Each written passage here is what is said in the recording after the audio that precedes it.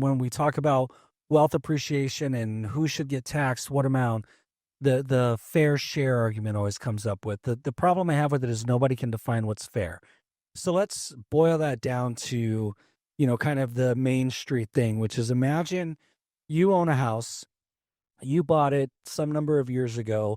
The value of the house is way more than you bought it for, and whatever way more is, you can attach your own number to that in your head.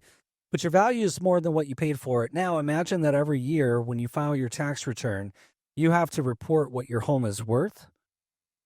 You might have to get an independent appraisal, or maybe they go on like a Zillow value or a Redfin value or something like that. But whatever the amount of money that you paid for that house, you can adjust your basis by adding in things like replacing the roof and the air conditioning and major improvements. I'm not talking about switching out countertops or painting or changing the color of your cabinets. I'm talking about like real capital improvements. You add those to how much you paid for the house, and then you subtract that from the value of the house. So imagine having to report that on your tax return every year and paying taxes on it. Does that sound fair? It doesn't sound fair to me.